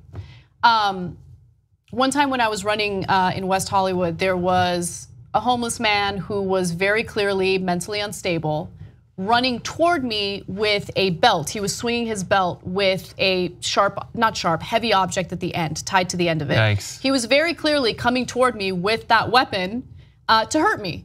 And I ran in the other direction and lost him. I didn't shoot him, right? Look, I don't know. Anyway, let's just move on. Let's move on to Missoula, Montana. A Missoula, Montana defense attorney referred to a 13-year-old victim of sexual assault as a temptress. Okay, how did it all start? The Missoulian reports, according to court documentation, Justin Griffith, 26, worked as a clinical care worker at Western Montana Addiction Services. So this is an addiction recovery place for teenagers, where he, quote, developed a sexual relationship with a 13-year-old patient in March of 2015. Griffith later told a detective that relationship lasted for a weekend. Lisa Kaufman, the defense attorney for Griffin, said Kaufman alleged there was a wild atmosphere. She seemed to blame it on the wild atmosphere at the treatment center with teenage girls who, quote, acted out sexually. She said Griffith had not received any training for how to handle such situations. And then later, over the prosecutor's repeated protests, here's what happened per the Missoulian. She said, she looks and acts like she's 18 years old. Attorney Lisa Kaufman told Missoula District Attorney Judge Dusty Deschamps. You should see the pictures of her and the hair and the makeup. And then later in a heated exchange with the prosecutor, she said, how about victims as temptresses? What do you think about that? The victim's mother, who was seated behind the attorneys, told Kaufman not to speak about her child that way. I was just making a little slam, Kaufman told her. About my daughter, the woman replied. And then after that, Kaufman apologized, but so Lisa Kaufman is an embarrassment to not just women, to humanity, because she thinks that it's okay to point to a 13-year-old child, okay, and essentially blame her for being taken advantage of as she was in a rehab clinic trying to get clean, and a 26-year-old guy took advantage of her. So yeah, you're a terrible person and you shouldn't be an attorney. If that's the, like, I get it, if you're a defense attorney, you are going to find any and all ways to try to defend that person because that's your job. Right. But I believe that you can do your job without being incredibly insulting to the victim who was just taken advantage of. Calling her a temptress, like, what are we? Are we like in, like an ISIS camp somewhere where, you go ahead and you blame the female victim who was just raped or sexually assaulted? I mean, do you want to put women in burqas? Is that what you like? Like, that's insane. You should see her makeup and the way she dresses. So are you saying, A, that men can't control themselves when they see an attractive woman, which is insulting to men, and B, that women who present themselves in a certain way deserve to be sexually assaulted or raped? I don't know how. What is her thinking here? Like, I get that if you're a defense attorney, like you said, you have to say some stuff. And what's sad is what this does to the victims in these cases. And that's why you hear time and time again how difficult it is for victims to come forward, because not only once it's out there do people know, and then they're looking at you as the victim of one of these things. And but also the process of defending the accused is to say that it was the victim's fault, to say that she brought it on herself. The best line of this all, and it's weird to call it the best line, but it was super accurate from the judge in response to the idea that this girl was a temptress and that the defendant had a lack of training in this area. The judge said, it's hardly a training issue not to have sex with a 13-year-old. Absolutely, good. It's just so obvious in that case. So you want a drug rehab place to spend resources to train grown-ass men about how it's unlawful to sleep with 13-year-olds who are trying to get clean at said drug rehab center? Like, you think that that makes sense? He's 26 years old, he's not a child, okay? Yeah, and that's absurd. It's so ridiculous, and then how much further do you need to go than just that one line? Do you need to then have them come into, okay, we're gonna do the training for this.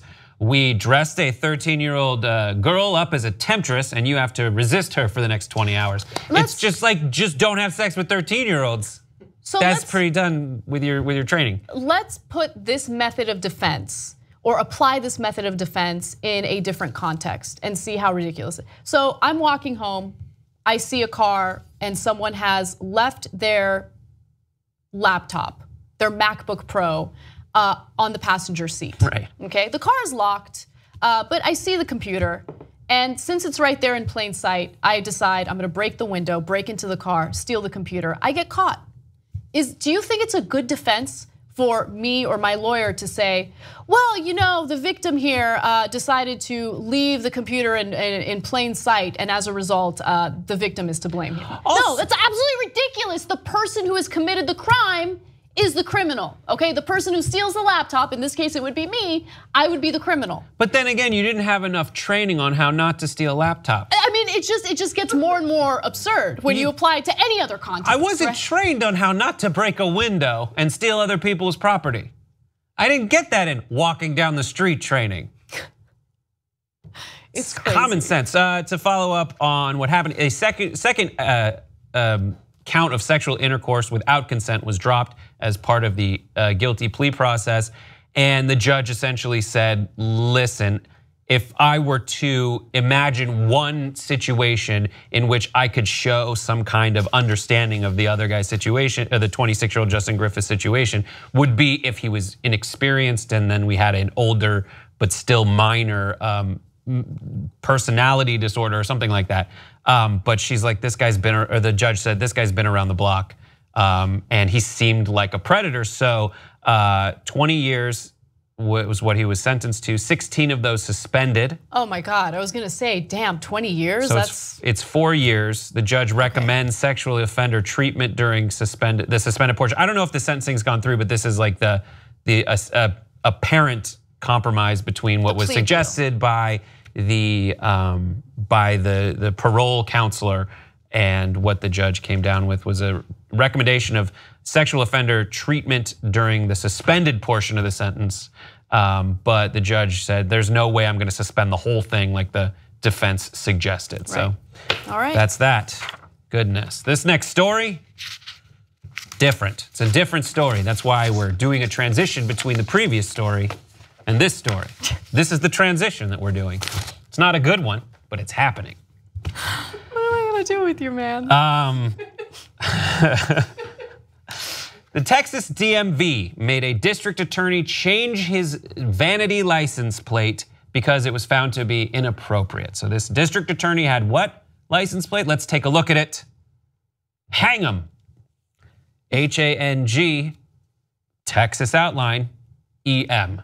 On his license plate. Apparently, District Attorney Richard Glazer of Fannin County had this license plate for 35 years and said it was inspired by Clint Eastwood's film Hang'em High. He explains what happened and why he had it. He said, it really sort of fits what I do. It harkens back to frontier justice. If I'm out on the road, people drive by, give me a thumbs up or clap or something like that. I guess the people in Austin have a little different sense of humor. Hang'em is what is hanging people, and that's not. I don't like that. I don't like hanging people. So yeah, that's what happened. This all started when someone had inquired as to why their own license plate got rejected by the DMV for being inappropriate. And then they added in their complaint after their own license plate was suspended. He said, how can the district attorney of Fannin County have hang 'em and that not be threatening? Just wondering. And so the DA saw that someone was complaining about him, went back, did like a Freedom of Information Act to find out what the true context was. And then finally, after it all went down and his own hang 'em was rejected, he decided to come up with a second option. So, according to the report, Glazer said he then changed the text of his plates to geldum, a nod to castration. So geldings are castrated horses, but those were found to be objectionable as well. That denial was a bit more of a shocker to the twice spurned district attorney. He said, I guess that there's people down in Austin that probably make a pretty good salary that decide stuff like this. So that's that. You are a district attorney. Okay, so you are supposed to be part of a justice system, and you are supposed to present yourself as an individual who supports and wants to reinforce justice. Wanting to castrate people, wanting to hang people, implies that you are not necessarily interested in justice. You're interested in punitive, extremely punitive measures, and that is what your main focus is, and it's unprofessional to say the least. So I'm glad that you got denied. I'm sorry that you had that license plate for 35 years and it went unnoticed, but it's incredible. I mean, we just had a conversation earlier in the show about how an ESPN host said that Trump is a white supremacist on Twitter and people are losing their minds over it because it's the truth. But in the case of a district attorney, someone who is supposed to be part of a justice system that's supposed to be fair, has these license plates or suggests a license plate that's even worse. I mean, that's not offensive. Yeah. I mean, again, he's supposed to carry out justice. He's supposed to be part of that system, and it seems like he's much more interested in killing people or castrating them. There was a different story we covered a couple weeks ago, and there was a tweet, and I forget who it was, but they said something that, what is it with the law enforcement person who wants to be famous for weird stuff like this? You know, like the Arpaio, let's go above and beyond how cruel we're gonna be, and accentuate the like terrible part, the punishment side of it. And I don't know, it's possible. I'm not too bothered by it personally. Like the hang 'em, it's a Western thing. It's more of a frustration, but like there's a story in the New York Times today about an Ottawa judge who was suspended because after Trump got elected, he wore a Make America Great Again hat to the courtroom after that. Okay, well, that's great. The conclusion was, and this is why I come back around to being like, all right, you're a law enforcement official, rather than picking up the hang 'em mantle, let's focus more on the fairness mantle. And they said, like, what would a reasonable person assume if they walked in and saw you with this? That's right, yeah. And if it's hang 'em, it seems to imply that you don't care about justice. You just care about hanging people. That you want punishment, and the emphasis is the punitive component of the justice system, not the fairness, not the innocent until proven guilty. Look, as a district attorney, you have such an incredibly important job, and I think the way you present yourself matters. Yeah. And so, look, this is not me like getting my feelings hurt. This is me reacting to another symptom of a justice system that has wronged so many people. So many people have dealt with, convictions for crimes that they did not commit. So many people were on death row and were exonerated after DNA evidence indicated that they did not commit the crime. We spoke about the Central Park 5 earlier in the show today. Those were 5 individuals, black individuals, who lost years of their lives over a crime that they did not commit. And so it's never just about that one story. For me, when I see something like this, it's not just about this one district attorney and this one license plate. It's about what it represents. It's a symptom of an unjust justice system in the country that we really need to focus on and we really need to reform. That's what it says to me. Let's ask the guy to think about it. Just 1 second. It's your license plate. I mean, first of all, whatever happened to MD for my love or some whatever sappy things people put on their license plates? And if they don't allow you to put hang 'em on it, say you don't even have that in your mind. It's about some Western. You can survive move on. Right. It's okay. Hang them. Big deal. Who cares? Okay, move on. Put a sign in front of your house or something. I don't know. Or put it in your room and gaze at it. Why do you need everyone behind you driving to say, "Oh, tough guy, hang him"? Right. You'll survive. Move on past the hang him. It's okay. He finally settled on DA 336 will be his named after district attorney, and then the code for that location. So that is DA 336. If you see him, that's an adult's license plate. That's what an adult has. But if I do see it, if I'm behind it, I'm like, what is that? Yeah, exactly. I don't know. All right. Okay, just real quick, I hate like the fancy license plates. Like just vanity plates. Just grow the fuck up, okay? Like, what? By the way, like some of them are cute, whatever. I know I'm being a total grump about this, but it's just like. Anyway, let's move on. He could have done hang 'em high. Like I know, like. And then it would have been HI, and it would have been like hang 'em high, and it would be friendly at the end. Hi. Little hands now. They added the hands in California. There's a hand symbol. You can put symbols on your license plates now too. So if you have a little kid thing, you're like, Why? How do people have time for this? Justice. How? I want to know how people have time. They don't actually make the plates. Like you have to apply for it though. Like you have to take time out of your order busy online. life to apply for a custom. If you can go plate. to Amazon and order some laundry detergent. But I need can laundry go and detergent. It is an essential part of life. The only reason I would be okay with a DA having hang 'em on his license plate is if underneath it was a bunch of truck nuts. Then it would be like, oh, hang them. But that's hang the truck nuts. And then geld them if he got rid of the truck nuts. Or the truck, just as long as. Or both, you can have both. You're making a statement about nuts. Yeah, I guess I'm all right if you just have truck nuts. Just buy truck nuts. Are you okay with truck nuts, by the way? Yeah, I laugh think it's funny. Every time I see truck nuts. One time I saw blue truck nuts and I was like, this is the best truck nuts I've ever seen. I love truck nuts. It's really fucking funny. And I don't know why it amuses me, but I think everyone who gets trouble for truck nuts, I forgive you. People get in trouble for truck nuts? Well, people give them shit. They go, oh man, look at this douchebag with his truck nuts hanging. I got kids here. You know the truck nuts are like steel balls and they swinging in the back of a truck? But like what I want to know is like why? Because it's an explicit acknowledgement that your truck is a compensation for a small bag of genitals. The unit for genitals is bag, apparently. And it's funnier because nuts is with a Z, nuts. Like nuts, like it's colloquial, like truck nuts. I think it's with a Z. Look up, do some fact checking on the show today and let me know if it's truck nuts with a Z. I like it. Because people have a little bit of fun. Just like people hang something in their rearview. The kids are like, yeah, but people are like, no, you can't have truck nuts. I can't have my kids thinking the trucks can procreate. I don't want to have them talk about the birds and the bees and the trucks. Here's when shit really hits the fan. When we have like car boobs. Right? Because we gotta conceal the nipples. We gotta conceal the titties. Yep. Like you cannot show There's those already nipples. bras, back in the 80s. Yes, you're absolutely right.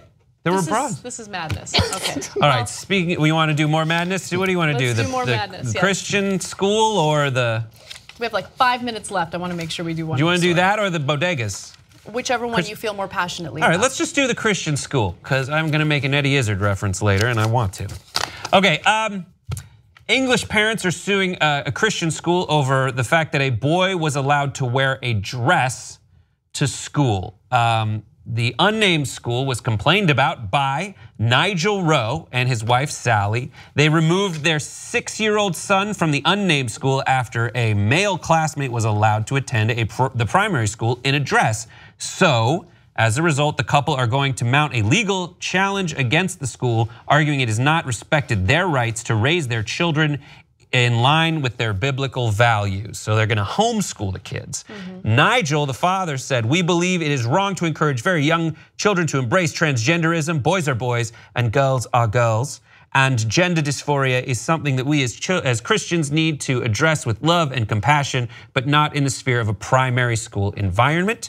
If you're wondering what the school's rule is, it's a Church of England school. It says the school in question said transgender pupils were protected under the Equalities Act of 2010 and that it had policies in place to tackle transphobic behavior. It defined transphobia as including a failure to use a person's adopted name or to accept he or she was a real boy or girl.